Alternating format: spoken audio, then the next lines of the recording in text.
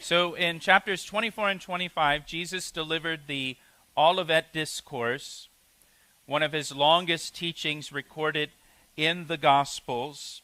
In chapter 26 now, Jesus is still on the Mount of Olives with his disciples, where he delivered the Olivet Discourse.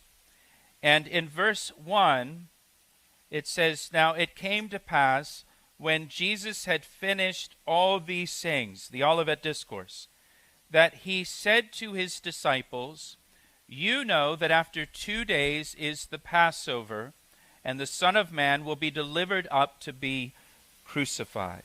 Now this is the fourth time that Jesus told his disciples that he would be crucified. And it's one of the only times, if not the only time, that Jesus mentions his crucifixion without mentioning his resurrection. Every other time that he speaks of his crucifixion, he also speaks of his resurrection. But he only mentions his crucifixion here, that he will be delivered up to be crucified. Now, the Jews executed people through stoning. That was their method of execution. The Romans executed people through crucifixion. And so Jesus is indicating to his disciples here that he will be handed over to the Romans to be crucified, to be executed by the Romans. And they understand that in a sense, that because only the Romans crucified people. And Jesus will be crucified on Passover. He says, again, "You know that after 2 days is the Passover, and the Son of Man will be delivered up to be crucified."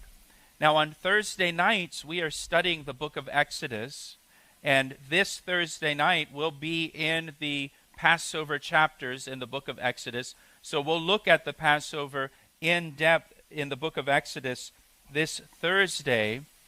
And so it's always neat when God, orchestrates things where our Old Testament study directly corresponds with our New Testament study, and our Thursday night corresponds with our Sunday morning studies.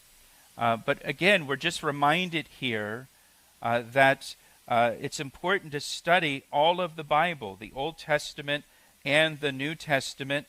And as it's been said, the Bible is the first hyperlinked book. You have to study the Old Testament to really understand the New Testament. And I encourage you to study the whole Bible, from Genesis to Revelation, and join us on Thursday nights, if you haven't already, to get the Old Testament so that you can better understand the New Testament study on Sunday morning. Passover was God's appointed time for Jesus to be crucified. Passover was God's appointed time for Jesus to be crucified.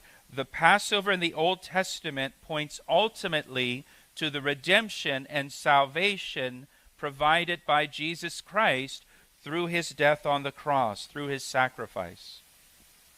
If you know the Passover story, at that first Passover, in Exodus chapter 12, the children of Israel were instructed to sacrifice a lamb, specifically a lamb, as a substitutionary sacrifice. And they were to take the blood of the lamb and put the blood of the sacrificed lamb on the doorposts of their homes. And then on the night of the Passover, the Lord passed through the land of Egypt looking for the blood of a sacrificed lamb on the doorpost. And if he saw the blood of a lamb on the doorpost, his judgment would pass over that house. That's where we get the name Passover. If he did not see blood on the doorposts, then his judgment would pass through that house. And he killed the firstborn in that home where there was no blood applied. The only thing that saved people from God's judgment at that first Passover was the blood of a lamb that was applied to the doorposts by faith.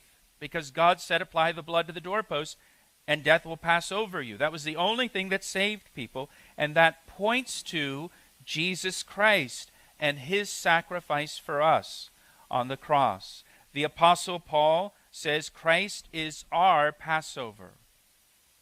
John the Baptist said of Jesus, he is the Lamb of God who takes away the sins of the world. Jesus was sacrificed on the cross in our place so that we might be redeemed, so that God's judgment might pass over us. And listen to me, God looks for the blood of Christ applied to your sin. That's what he's looking for. He's not looking for good people or religious people or moral people or successful people. He's looking for people who have applied the blood of his Son, Jesus Christ, to their lives. And when he sees the blood applied to your life and applied to your sin, his judgment passes over you.